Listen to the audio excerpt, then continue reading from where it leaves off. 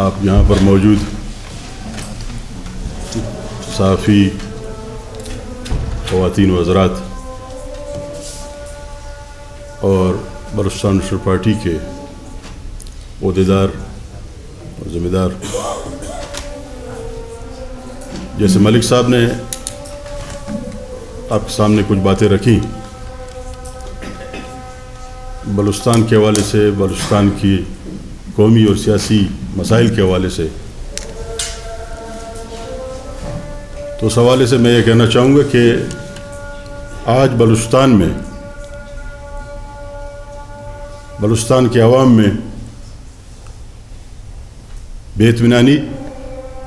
بے چینی، غم و غصہ اور مایوسی اپنی انتہا کو پہنچ چکا ہے۔ 70 سالوں سے بلوچستان کو جو تجربہ گاہ بنایا گیا اور ایک قانون کی حیثیت سے ایک چراگاہ بنایا گیا، وہ سلسلہ آج تک جاری، مختلف ادوار میں جبر اور تشدد سے، سازشوں اور ہیلوں سے بلوچستان کے عوام کو ان کے حق کے نمائندگی اور ان کے حق کے رائے دہندگی سے محروم کیا گیا۔ آج بھی ایک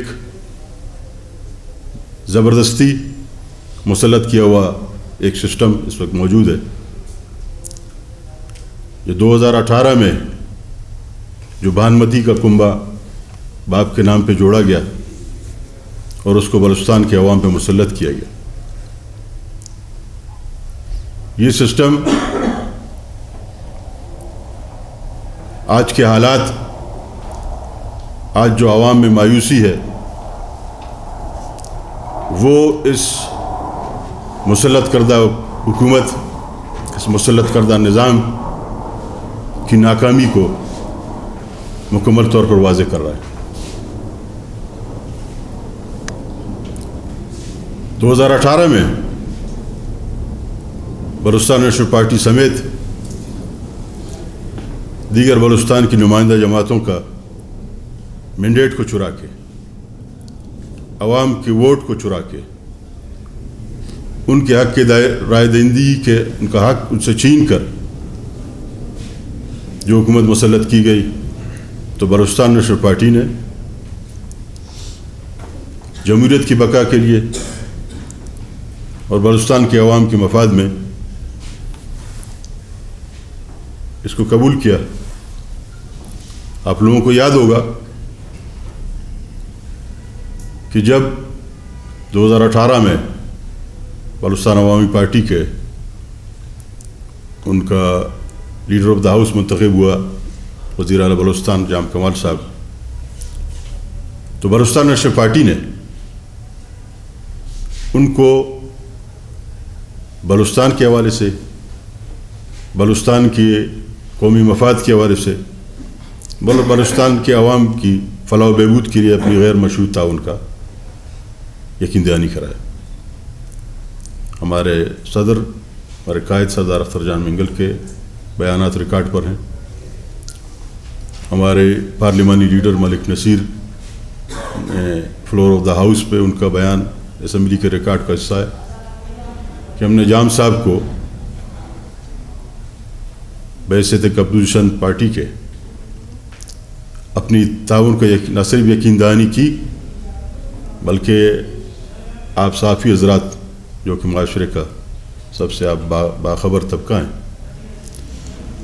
آپ کو یاد ہوگا کہ 2018، 19، 20 یہ 2 سالوں تک بلوچستان نیشنل پارٹی نے اسمبلی کے اندر اور اسمبلی کے باہر جام کمال حکومت کے لیے کوئی مشکلات کھڑی نہیں کی۔ عوام کے ہم اس انتظار میں تھے، ہمیں امید تھی کہ جن مائی باپوں نے اس باپ پارٹی کو مسلط کیا ہے ان کو موقع دیں کہ جو وہ دعوے کرتے ہیں ترقی کے، ان دعووں کو حقیقت میں بدل سکیں اور اس پر یہ الزام نہ لگا سکیں کہ بلوچستان نیشنل پارٹی نے کوئی غیر جمہوری رویہ، کوئی منفی رویہ اختیار کیا، پوائنٹ اسکورنگ کی اور اس طرح کی کوئی بات،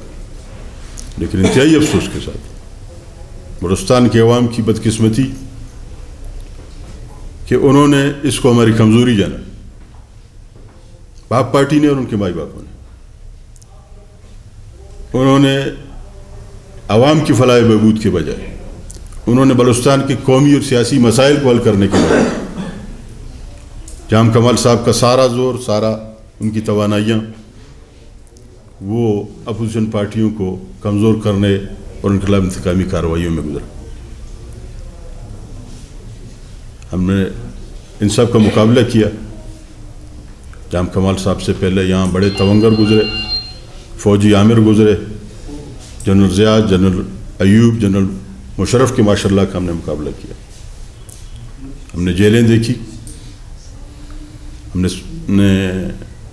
جبر اور تشدد حکومت کا، ریاست کا دیکھا، شہادتیں دیکھی، آج بھی دیکھنے کے لیے تیار۔